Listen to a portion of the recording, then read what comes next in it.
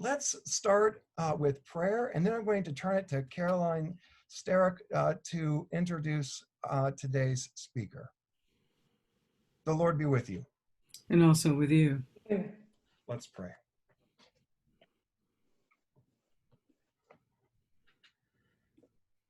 Eternal God, in whose perfect kingdom no sword is drawn but the sword of righteousness, no strength known but the strength of love. So mightily spread abroad your spirit, that all peoples may be gathered under the banner of the Prince of Peace, as children of one God, to whom be dominion and glory now and forever. Amen. Amen. Carolyn. Okay. Thank you, Josh, and thank you to everyone who's come this evening. When civil rights warrior John Lewis told us to pray with our feet, I know that today's presenter has done that for many a mile, praying, preaching, teaching, marching, and even patrolling the streets of her hometown. Dr. Gayle Fisher-Stewart is the president of the Union of Black Episcopalians and currently the interim rector of St. Luke's Parish in Washington. She graduated from Wesley Theological Seminary and holds advanced degrees from the University of the District of Columbia, the University of Maryland, and American University. In a past life, she served as an adjunct professor at Johns Hopkins, where she was involved in human resource management, and as a professor of criminal justice at the University of Maryland. Dr. Fisher-Stewart is a national consultant to law enforcement agencies, having served as a captain of the Metropolitan Police Force for 20 years. It is indeed an honor to introduce her today, and I'm humbled by the opportunity. In 2018, I was one of 6 Stirring the Waters members who traveled on a pilgrimage that Gail organized to Alabama. As the 50 pilgrims followed her lead through Birmingham, Selma, and Montgomery, I reflected on what I didn't know, what the history books hadn't taught me, and what the white world has not owned.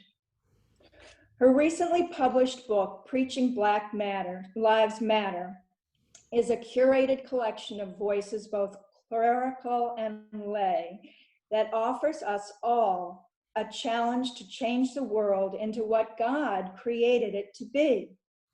It is a powerful reminder that we are created in God's image and must work together to move our feet, ending racial injustice, to believe that love, the kind of love that Bishop Curry and Bishop Bundy tell us about, holds hope for a more just country to take root, to grow, and to flourish. So I invite you now to engage with Gail, to learn from her, and to respond to what Black Lives Matter means right now, right here. Gail? Thank you, Carolyn. It is good to be here and good to see those of you who traveled with us to Alabama, and maybe on the next pilgrimage, we'll see more of you. But it's good to have the opportunity to talk about race, racism, and particularly the church.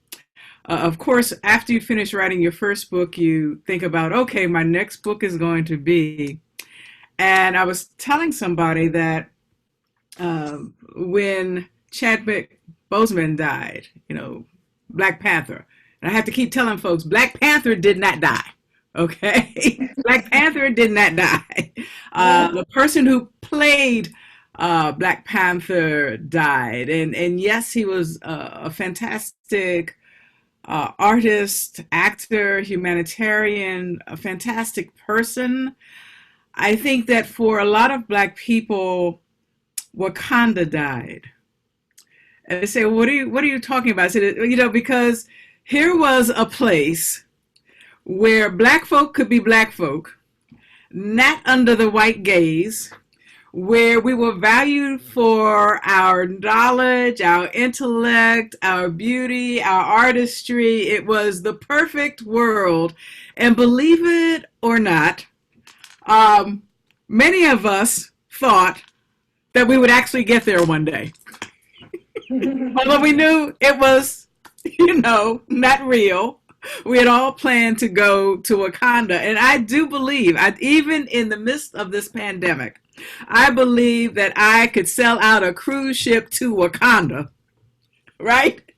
Even if we just went out into the waters and went in a big, big circle, because it was a place where we were free to be who we are and not have to deal with people who constantly want to keep the myth of white supremacy going by negating our humanity. Because this is what this is all about. When we see a Black president, when we see a Black Supreme Court judge, sometimes when you see Black mayors and folks in high positions, that destroys the myth of white supremacy. Because if white supremacy was so great, then you shouldn't have all these folks who are not white in these positions. And I think some of the animus that is going on now that has always been underneath the surface, but Trump has made it politically correct to be a bigot, is a fear that somehow whiteness is not as great as people thought it to be or wanted it to be. And so in this book, Preaching Black Lives Matter, that came about almost as a dare, there's a book called Teaching for Black Lives, and Canon Stephanie Spellers had read it, and she posted something on Facebook and said, oh, we need one of these for the church, and she listed 4 people, and my name was one of those on the list. And of course, stupid me thought, oh, this is a great idea, let me write a proposal. And so I wrote a proposal to church publishing, and you know how proposals go. It goes into a black hole somewhere, and you don't ever expect. And I get this email one day to start writing, and I said, "Oh, crap! Now what am I going to do?" But it was an opportunity to give voice to people who probably would never have an opportunity to be published and to say what was on their minds, because you have lay and ordained, you have black and white, and you have gay and straight, you have some people whose names are recognizable, and then you have folks whose names are not recognizable. And so they gave people an opportunity to say what was on their hearts, and also to look at this issue of whiteness in the church large, because I do have folks who are not Episcopalian, and also within the Episcopal Church, because we like to think that the Episcopal Church is this bastion of liberality, but I can get actually heads go. I can guarantee you there are folks who want the status quo of America to stay right where it is. And if there's another book that I would recommend to read in conjunction with my book, it's Robert Jones' White Too Long. Have you heard of that one? You need to read. It's Robert Jones' White Too Long. And it's the subtext is the legacy of white supremacy in American Christianity, which ought to give folks pause. And so if I could condense all of those pages into one sentence, what he says is that if you want to recruit for the Ku Klux Klan, you don't have to go to Stone Mountain, Georgia. Just wait till church lets out on Sunday, and you can get all the recruits you want. because as his data, and at first when you're reading the book, you go, okay, this is like hypothetical, this is kind of like, off the cuff. But when he gets to the data, and he says that there are more people holding racist attitudes who call themselves Christians than people who are not affiliated with the church.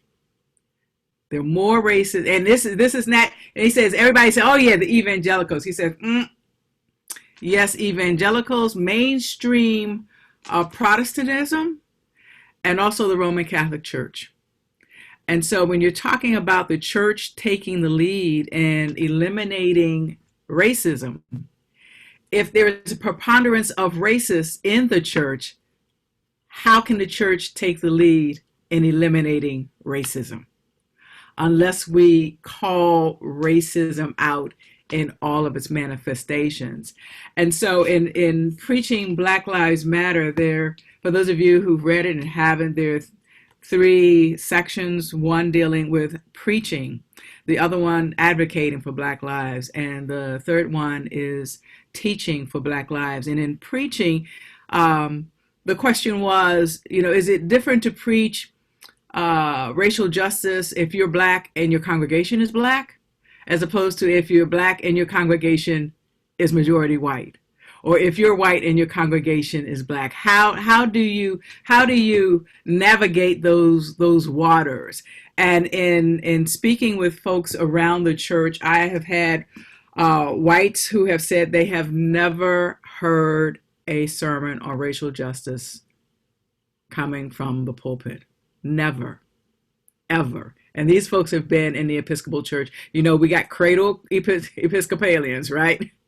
And they say they have never heard a sermon. Or I have had clergy tell me that they cannot preach racial justice because people get up and walk out. They will threaten to take their money. Or they will, send little nasty emails about preaching politics. So how do you navigate? And so there are people who have indicated how they have had to do that, and some of the blowback they have received. So it is difficult to do it if you don't have a community that is, how do I put it, engaged in eliminating racism, or even cares about eliminating racism. And then the second part is advocating for racial justice. And again, you have the dynamics of Black, white, Black, Asian, Latino. What does that mean, and how does it work? One of the essays was written by Mike Kinman, who is the rector of All Saints Pasadena. And I asked him point blank, I said, why do you do this? Because your congregation is 99.99% white. If you never mention race, no one would care. They would think it's fine. So basically, why do you do this? And when we were talking, it's in the essay, he says he was reminded of someone else who asked him, why do you throw yourself into this fire when you don't have to?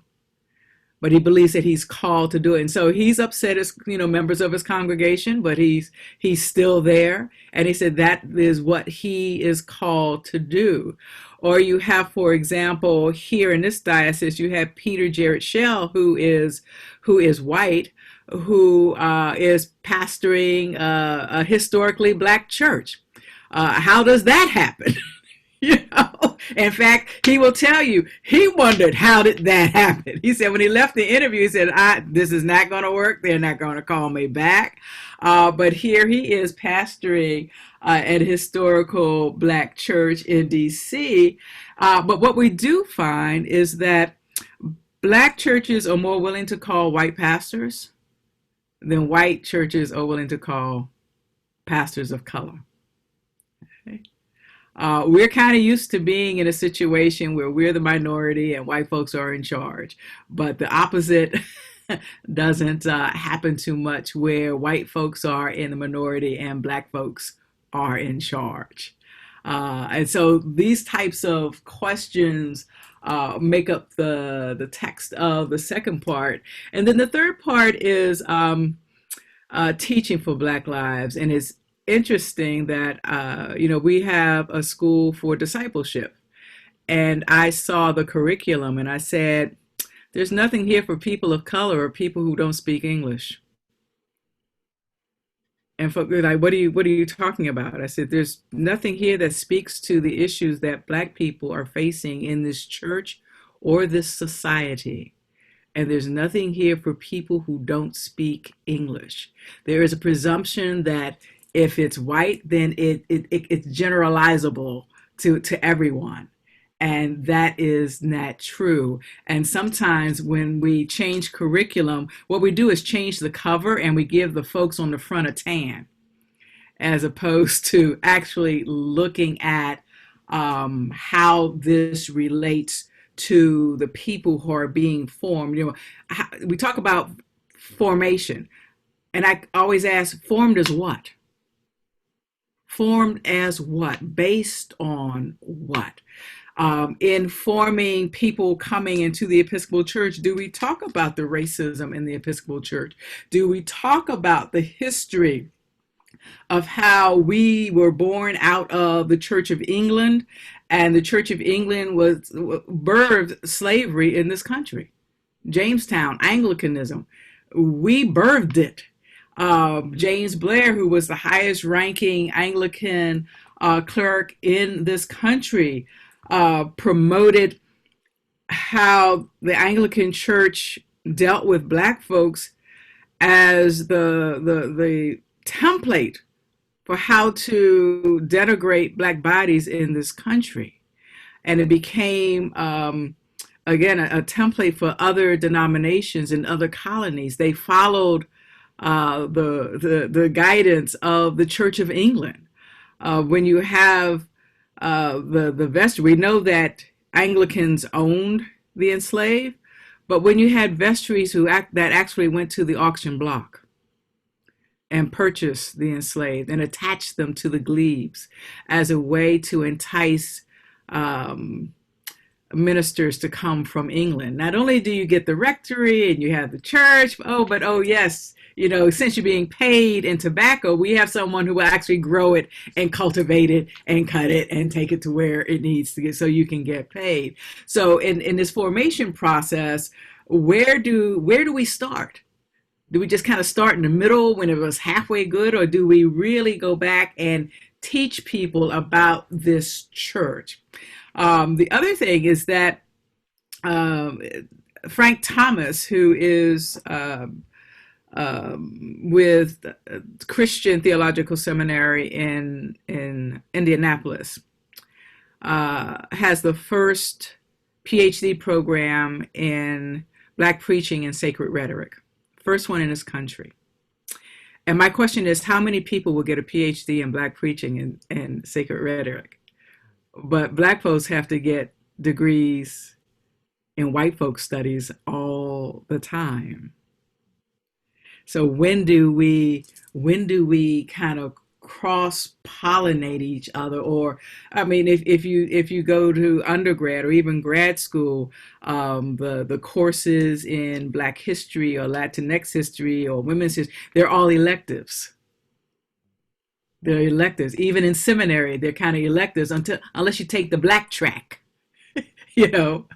And if you don't take the Black track or the Latinx track or the womanist track, then you will never have to take courses. They're not mandatory to take courses in other cultures. And so when will we require people to take courses dealing with, Bonhoeffer and Schleiermacher and all that, plus Kelly Brown Douglas and James Cone, that you're going to have to take these courses before you graduate seminary? Not they're nice to take, but when are you going to, when it's going to be required? And then we look at, I have Bishop Marianne, who talks about her faux pas here in DC, not understanding the racial dynamics when she wanted to reconfigure the regions, and she didn't understand west of Rock Creek Park. And so she kind of, she says, she kind of put her foot in it. Like, no, you don't understand what Western Rock Creek Park means. And so you're going to have to be careful when you start dealing with those issues. And so she talks about the education she had to receive. Or we have Bishop Jennifer Baskerville Burroughs, who's the first Black female diocesan bishop, right? Indianapolis. And she says, we still got sundown towns in Indianapolis. And so she wondered when she saw that, that they were looking for a bishop, why in the world would she put her name in?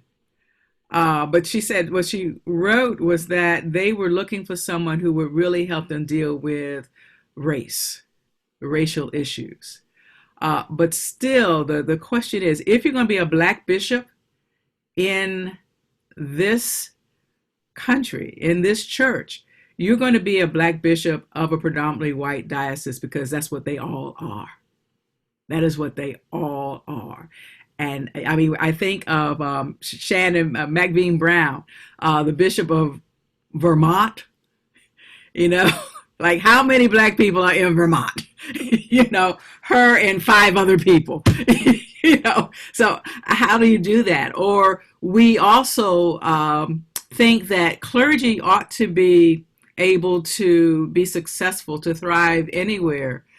But how is it? And we do have Black clergy who are the only Black person in town, much less the church.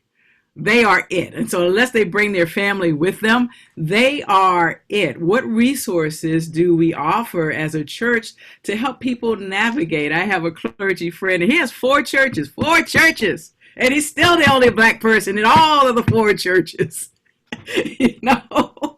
And so I said, anytime you want to talk, call me, because we assume that, because you have the collar, you should be able to thrive. But thriving is different in a white context as it is in a Black context, or a Latinx context, or a gay LGBTQIA context. And the church really hasn't asked those questions and dealt with those issues. And so just going through this book, and after you put it together, then you had to go back and read it again. You were reading it as you were putting it together, but then you had to read it again. But some of the things that were written, and Carolyn talked about her piece, and I want to read something that she wrote, because some things you think everybody knows about or is familiar with, or can make the connection. But we were in Birmingham, and she's talking about, we went to the 16th Street Baptist Church. We went to Kelly Ingram Park across the street, and the Birmingham Civil Rights Institute. And 16th Street Baptist Church is where the 4 little girls were killed. And Carolyn writes, as I stood to share, because we came back and, we had opportunities for people to kind of process what they experienced. And she writes, as I stood to share, I felt my voice begin to quiver. I told them I was about to mark my 70th birthday, another milestone in my life of privilege and opportunity. But early in the day, I had been brought to tears. I had seen my birth year, 1949, written as part of a commemorative marker to the 4 little girls who had been murdered. We shared a birth date, those girls and me, but our lives unfolded so differently, destinies colored by the skin we had not chosen to live in. Dr. King, in his eulogy of these angels unaware, called them martyred heroines of a holy crusade for freedom and human dignity. Just the thought that you shared something with these little girls, a couple of them, but then also there were people who had never heard of the bombing. And I'm going, how did you never hear? And I go, okay, well, yes, not part of your universe. Why would it matter? Especially if you were young during the time when it would happen. You wouldn't have, your parents wouldn't have told you about it. But it was like this wake-up call, like, yeah, not everybody knows what happened.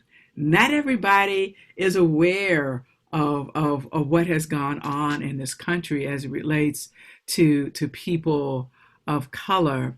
And so this is just one attempt to get people to think about what it is to be Black and Christian, to be Black and part of this church. We have young people who are struggling. We have a couple of writers who are gay who said, the church likes to call itself welcoming, but when we come to church, we're really not welcomed. Even though we say, we have gay priests, we have lesbian priests, but when we come just to be a part of the community, we don't feel welcome. Or we have young people who say, I'm not drinking the Kool-Aid anymore because the church says one thing and then acts another. And I've just opted to not be a part of what is called the Christian church. And so to have those conversations with our young people, because if with Jones's book, when he talks about those who are in church who are more likely to be less racist than those in church, he says primarily the younger people who say, I don't need to be a part of an institution that talks about Jesus, but is not even close to being like Jesus. And so to have those conversations and to really ask ourselves, what are we doing? When we have, say, white congregations who call their first Black priest, did you really want a Black priest, or is this a social experiment that, we've kind of done the check mark and we don't have to do it anymore? Just like first Black president, okay, everything's okay, right? We don't have to deal with that anymore. We're not racist. Or folks, and there are people, and I've heard people who have said that they are really glad that Bishop Curry can't have a second term, because he has to retire, right? He has to retire. And they're glad that he can't have a second term because they want their church back. They want their church back. And so this is supposed to be a denomination that is fairly liberal, but we still have those sentiments within the church. And so as we talk about eliminating racism, racial reconciliation, until we are able to really dissect those feelings in the church and be able to name them and claim them, we won't be able to do what we say we want to do, because our efforts will be sabotaged. They will be sabotaged. And that is truly, truly unfortunate. So, as I said, we have a litany of folks who have poured their hearts out in this book. And there are many more stories that we truly need to hear if we're going to be the church that Jesus calls us to be, and to be able to wrestle with those difficult questions. Like I said, what resources do we offer Black priests who find themselves called to an all-white situation? I'm going to say it out. That's traumatic. It's trauma, and we try to fit in. We try to do the best we can. But what resources are available to priests of color who are trying to do the best they can, but know that they're really like a fish out of water? Because in this country, people of color are fish out of water. And the more we hear the politics, there's some folks who wish that we would just go away, and so they could have their country, so they can make their country great again and again.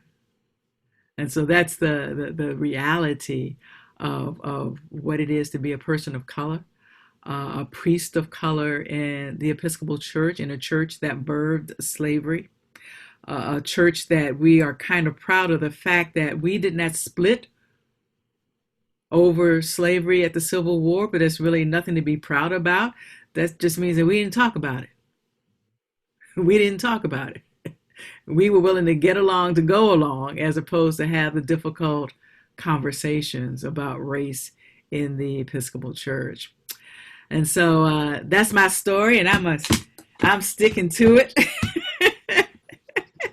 And again, I want to just thank you for the opportunity to come and talk about race, because it's something that we truly have to do if we're going to be who Jesus calls us to be in this time and in this place. Thank you, Gail. I think Patty and Bill are going to manage the question and answer. So if any of you have a question in the Zoom chat, will be a great place for us to kind of mediate those. Thank you, and thank you, Gail. I think Bill's going to start us out with questions. Yeah, I have a question, Gail. Can you talk about the whole notion of Black Lives Matter, how it's understood, how it's misunderstood by people? Black Lives Matter. That little hashtag came about as three gay women after the conviction, the lack of conviction of Zimmerman in Trayvon Martin's murder. It is not an organization. It is a movement. There are chapters. It is not Marxist. Unfortunately, anything in this country that does not lift up whiteness is either Marxist or communist. They call Martin Luther King a communist. They call the civil rights movement a communist movement. If it does not lift up whiteness, then it is against what it is to be American. Black Lives Matter, it just simply says, look, it doesn't mean that white lives don't matter. It doesn't mean like that Latinx lives. It just means that in this country, Black lives do not matter. And they don't matter. We are fodder for the criminal justice system. You can see it is difficult to get a conviction. Even when we see Black people murdered by the police, it is still difficult to get a conviction. We are praying that in the case of George Floyd, that someone will be convicted. However, as you listen to the attorneys, they are programming for an acquittal, and it depends on the composition of the jury. You know, they can use their ability to put people off to get the jury that they want. And so they're planning for an acquittal. And the fact that Black people can be killed by the police, and it seems that nobody gives a damn. Okay? Nobody, it's just another one gone. Another one we don't have to worry about. And so, I walk a very thin line between being the mother of a Black son and a former police officer. But I can tell you that it's not a few rotten apples. It is the entire system that is rotten. And all Black Lives Matter says is that Black lives do matter. That's it.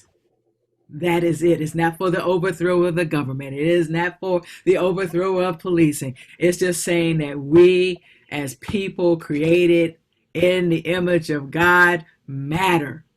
And because we don't matter, really no one matters. That's all. But in this country, if you lift up anything other than whiteness, then it's un-American. Thank you. Gail, can you talk a little bit about your own experience in the police force and your advisory work now? And behind this is the second question: how can citizens best support needed changes? I joined the police department in 1972, so I'm as old as dirt, and retired in 1992. But I joined 4 years after the riots that transpired as a result of the assassination of Martin Luther King. And my parents were not happy. They were not happy. No one in my family was happy. And they were, why are you going to be a police officer? Look, I got to pay for school. They hired me. That's the only reason. I have no connection to policing. I've never wanted all my life to be a police officer. I just need some money for school. And I had never intended to stay 20 years. I was going to go finish undergrad and I was going to leave. But after I got 5 years on, I said, I can do another 15 and get a pension check for the rest of my life. And so I stayed. But I learned early on how racism operated in policing. I didn't have my probationary year on, and I was with my training officer who was white, and we were patrolling in Georgetown. And this was before you had to have a reason to stop a car. We just stopped cars because we didn't have anything else to do, right? So he drove the first 4 hours, and I wasn't paying any attention to who he was stopping unless he needed my assistance. But when it got to be my turn to drive, I saw a car. It was a red car, and I stopped it. And he said, "Why are you stopping that car?" And I go like, because. And he says, "We don't stop white people." And I said, "What do you mean we don't stop white people? We don't stop white." I said, "Do you see who's sitting here beside?" I said, "I'm not going to make it past my probationary year. I am not going to make it."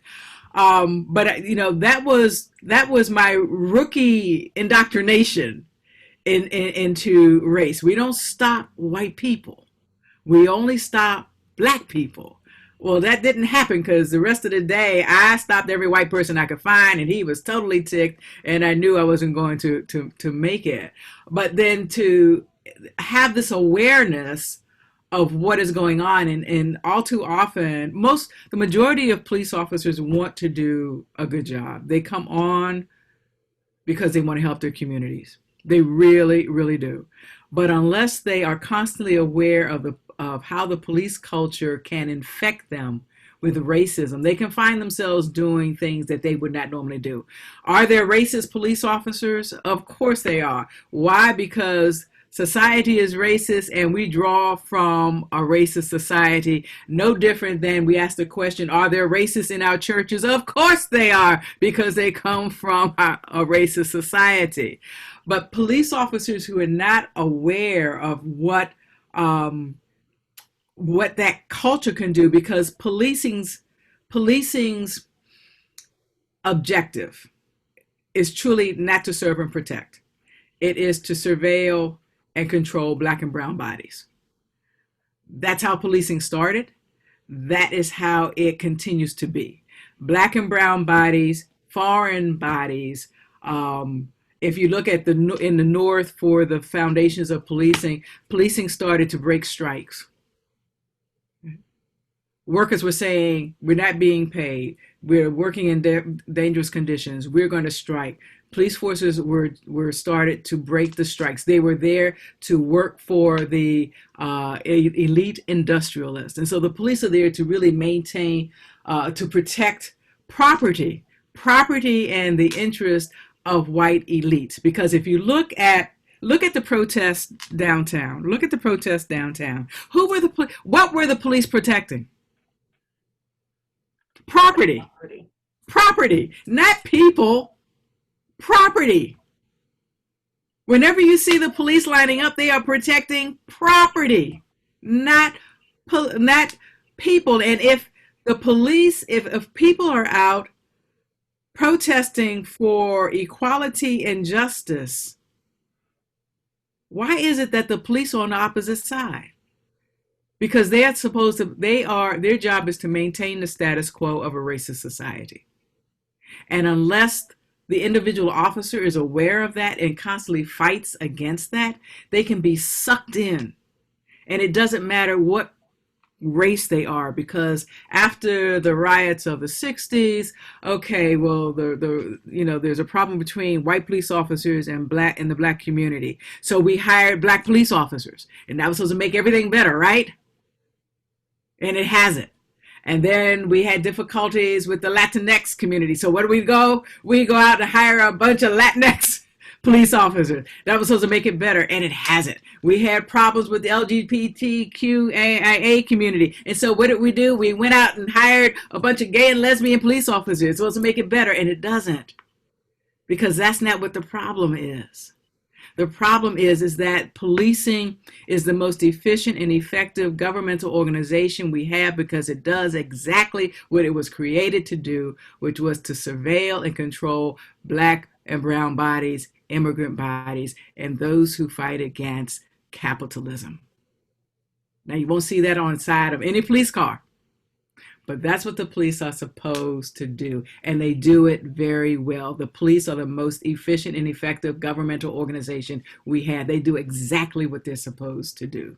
And so part of my work now is to have difficult conversations with police and community, and to make them aware of what their role is, and then ask them, are they willing, which side are you on? You want to be this way, you want to be that way? You do have a choice. You do have a choice, but it's giving them that information. And then as looking for community members, if we're going to change policing, what we have to do is to be part of police advisory boards. Most police chiefs or sheriffs have citizen advisory boards. If you are able to volunteer to be on one where you have the police chief's ear, that is the best way that you can make changes, is to be a part of that system. But let me warn you, this is what happens to civilians, to community members who get hooked up with the police. They become more like the police than the police. So you have to be very, very careful, because you can also be sucked into that particular culture. But we have to do something, in policing has to be abolished. And I know that frightens people. That's because they don't understand what abolishing the police means. Abolishing the police means to stop the police from doing as they were created to do and recreate them in the image that we want them to be. It doesn't mean getting rid of the police. Just like defunding doesn't mean taking away, and that's what happened. People mess up when they just take, I think it was in Oregon, they took like $20 million from the police, but didn't take $20 million worth of responsibilities. Okay? So defunding really means that we're going to look at what the police should be doing and those things they should not be doing, that you give those duties and responsibilities to organizations that should be doing it, and the money follows that. But you have to make sure that those organizations are ready to work 24/7. And that they have been trained to do what they need to do. Or the community will call the police all over again. I needed someone to come here because there was a mental health issue. I've waited 2 days, so now I'm calling the police again. So it's come back to the police. So it's understanding what those terms mean so that when people get all crazy, that we can correct them so that they have the right information. There was another question, Gail, about the role that police unions play in this, and what can be changed. I know you already started to speak of this, but also in what way might Christians work for reform? Okay. Unions, there was a time when very few police departments had unions because public employees could not unionize. But because management treated public employees so badly, the court say, okay, now you can form unions. And so initially there was a need for police unions. There's a difference between police unions and police social organizations, but sometimes the social organizations have morphed into doing union work. So what has happened over the years, as opposed to unions advocating for better working conditions and better pay, unions have become the tail wagging the dog. They have taken over the power, and police chiefs are afraid of them. James Comey, back in March, even made that. He said, police chiefs are afraid of unions. And if we're going to change unions, then police chiefs need to get back what is rightfully theirs, that they run the departments. And so what we have is the tail wagging the dog. And if you look at the union in New York, number one, they fund candidates for public office. So really they're buying power. And so we need to call those things out again. And that's where Christians, church members can say, no, this is what's going on, and it needs to stop, and this is what needs to be done. So the more that we are out there, and I know people talk about the church shouldn't be political, but if you're going to follow Jesus, you're going to be political, because Jesus was Jesus was political. He wasn't a politician, but Jesus was political. And if we look at creation, that everything is God's. Everything is God's. That's right. Everything is God's. And politics, for me, is about the decision-making process that allocates what is God's to God's people. Therefore, God's people need to be involved in the decision-making process. Now, that's different than being a politician. We just want to make sure that whatever is God's needs to get to God's people in the best way that it can. And so the more we get out of this, oh, we don't want to be political. No, if we're going to be like Jesus, I mean, Jesus ended up on the cross, not because he went around praying all the time, but because he confronted government. And they didn't like him for that. And so we need to pick up that cross and follow Jesus if we're truly going to be the church that we say we are. I have another question here, getting back to the themes you talked about, the white church, the white Episcopal church. Mm-hmm. If you were a majority white church, like St. Columba's, wishing to become an anti-racist church, what first steps would you take? And behind that is another question: how do you bring to the table for conversation people who do not want the whiteness of their church to change? And I'm using that in the terms you used, in terms of power and. Yeah. See, you bring in somebody who could trouble the waters. You all like to stir the waters, but sometimes you need to bring in somebody who can trouble the waters and ask, St. Columbus, why so white? Why are you so white? That's the first question. Why are you so white? Now, that'll take a while just to answer that. And then if you and then I would ask my folks of color, like, why are you, what is it about St. Columbus that is drawing you? And do you really feel comfortable? What do we have to do to make people feel more comfortable? St. Luke's is historically Black, and we are a dying church, as are most of the Black churches in this diocese. And there is a reason, there are two reasons. One is that while we should be evangelizing to all people, we are afraid to evangelize to white people. Why? Because white people have a propensity of coming in and taking over, as opposed to being a part of.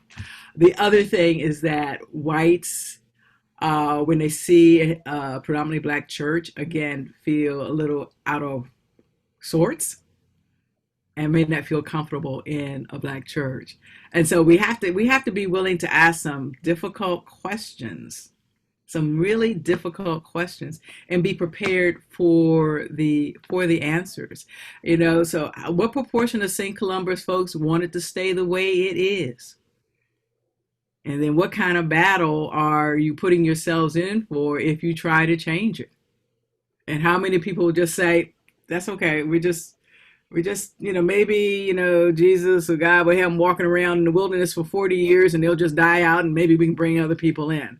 But to be able to ask those difficult questions and be ready for the answers, because I guarantee there's some folks that don't want St. Columbus to change. They like it just the way it is. Okay? But to be able to sit with those questions and to sit with the answers. Thank you. Mm-hmm. Oh, sorry, I'm catching up with the chat. What do you feel, if anything, can be done in the short term, long term, to create a less racist society and/or churches? Let's start with the church first, only because, and it's really parish by parish or denomination by denomination. And again, it's bubbling up those tough questions, being willing to ask the tough questions, and being willing to sit with the even tougher answers. For example, based on Robert Jones' book, I would just like to do research on um, how many races are in my parish. Because he has a series of questions that folks can answer. You can tell, okay, they're a little bit on that side as opposed to on that side. But we really don't want to know, because we want to think that the church is this like perfect, loving place. It's all about Jesus and it's all about love. And certainly we can't have these folks in our church, so we don't even want to ask. But until we ask those tough questions, we're not going to be able to, number one, sit down with folks and have these conversations like, well, why don't you want your parish to be more accepting to folks who don't look like us? But it takes that stepping out, and again, troubling the waters to get to some of those difficult answers. Mm-hmm. Another question here for you. As compared to past uprisings, do you believe that the uprisings of George Floyd killing, after the George Floyd killing, are different? For example, are more people able to see the suffering of people of color this time? And if so, why do you think that's the case? Well, there are a couple of things in that question. Are they different? Number one, they're less destructive than the uprisings of the '60s. We had whole cities kind of like destroyed then. And I think with George Floyd, uh, watching somebody being murdered, I think upset a whole lot of people who probably wouldn't have been upset if they just heard about another way that a black person was killed. But watching that video where this man, Chauvin, just seemed like this is nothing. This is nothing. Upset folks that wouldn't have been upset before. It says, okay, this is what people are talking about. And again, one of the things that Robert Jones says, he had a webinar. He says sometimes what we just need to do is to listen to black folks without saying anything. Just listen to our reality, as opposed to, is that real? Would that really well, if I said it happened, it happened. Okay. But be willing to sit in that tension that this is the way it is. This is how we feel.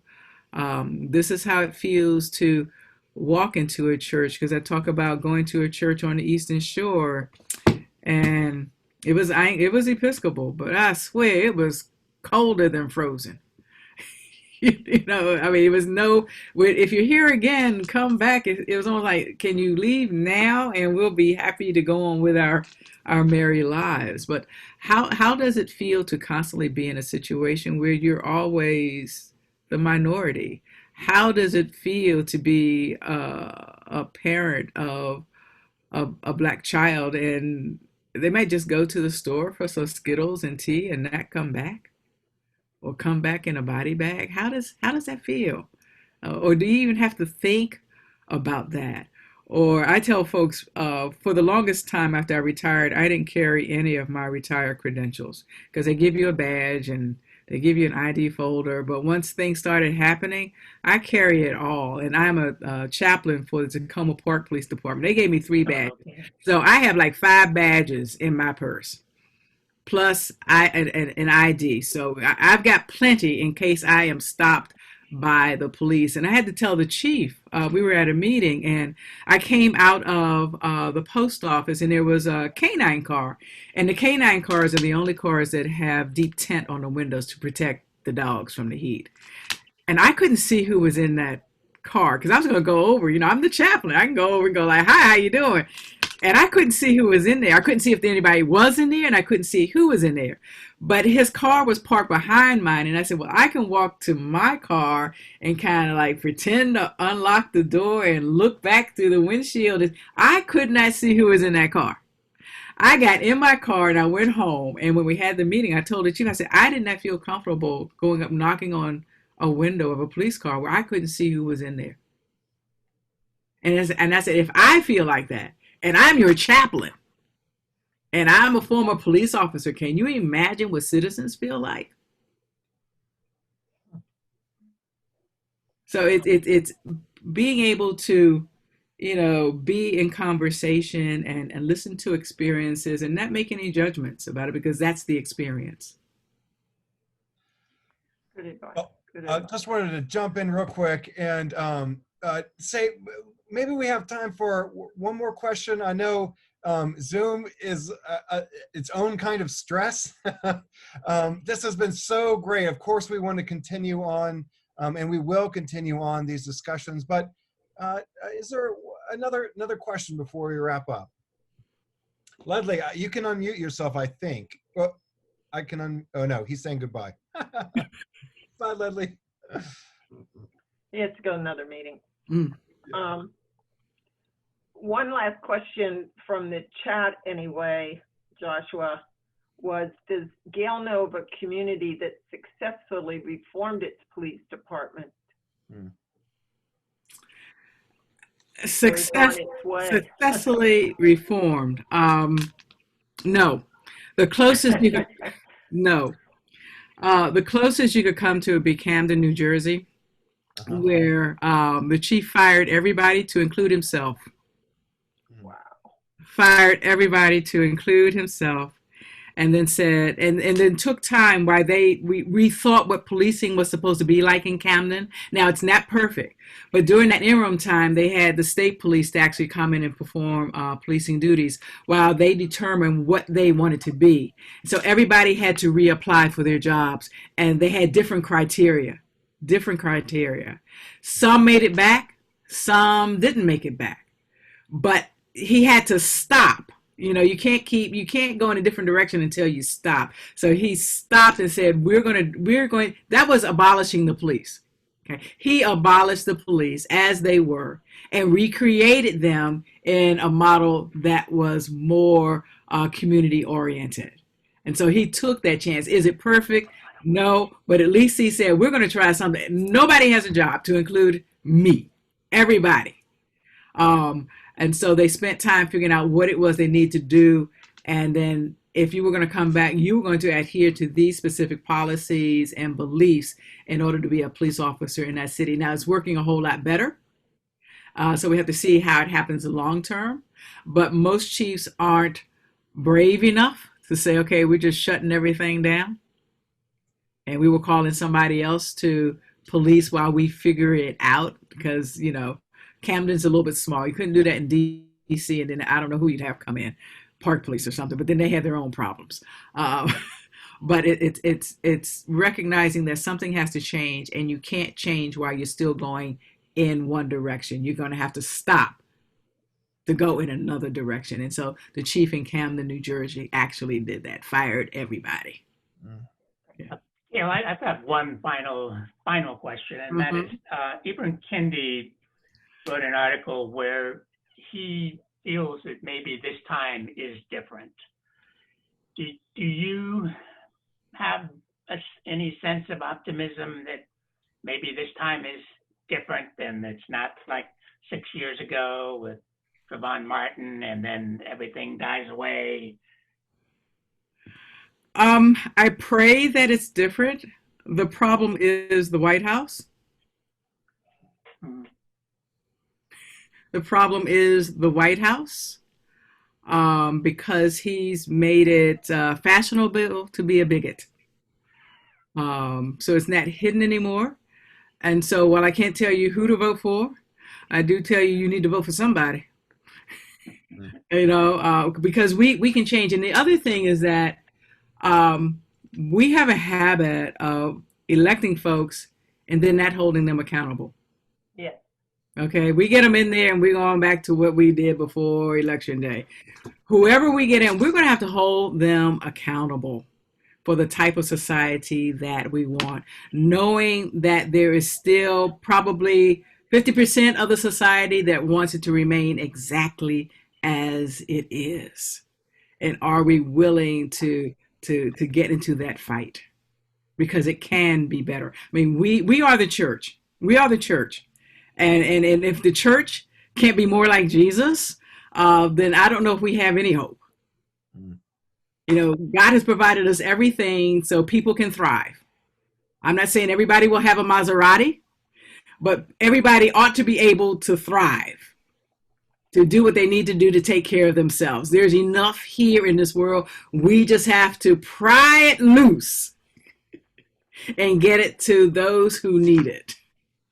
And I think that's the work of the church. Yeah. Mm-hmm. Well, Gail, thank you so much for this last hour. It just has been so stimulating, and thank you for all of your insight and wisdom, the work that you are doing. This is a church. This last Stirring the Waters has been going for a long time, but this last few months, like the Flower Guild picked up a book on anti-racism, and the Fathers Group, you know, and so we're really hoping to continue to deepen and continue our commitment to this cause. And so I want to say thank you, but also invite Bill. Could you say a couple of words of inviting the group here to what's next on Stirring the Waters plate and agenda for the parish? Sure, I can. Thank you, Joshua. Gail, on behalf of Stirring the Waters and your pilgrimage mates, of which I unfortunately was not one, thank you so much. Hopefully, we're a congregation dedicated to eliminating racism, and you've just given us so much, such a rich set of tools, I think, hopefully to work towards that. Stirring the Waters, just to let you know, we've got several things coming up. We have a 10-part course sponsored by the Episcopal Church that your Bishop Buddy, is in fact taking. It's called Sacred Ground. Mm-hmm. It's a very rich course. It was put together by Katrina Brown, Mm-hmm. and it explores racism in America, but it explores what it is to be an American and how inherently racist America is. It also explores Latinx and Asian Americans. It's just an incredibly rich course.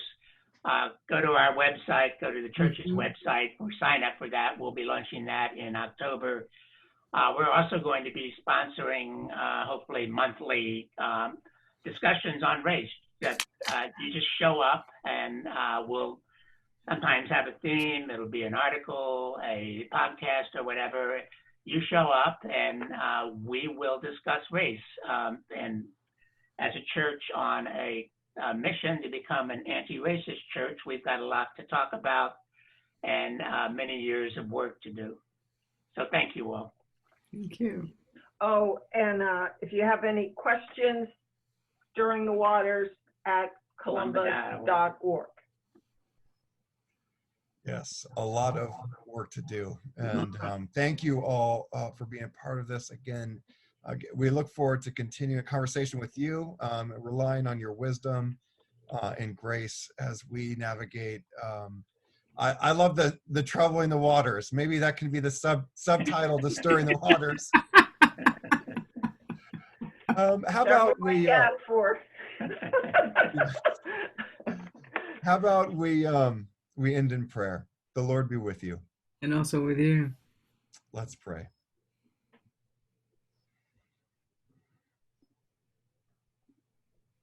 Grant us, Lord God, a vision of your world as your love would have it. A world where all are protected, where none go hungry, where none are poor. A world where peace is built with justice, and justice is guided by love. give us the inspiration and courage to build it. Through Jesus Christ our Lord. Amen. Amen. Amen. Thank you so much. It's Thank you, Gail. Thank you. it's been wonderful. You all know where I am. Yeah. It's good to see all of you. It's good to see all of you. Peace, everyone. Blessings. Good night. Take care.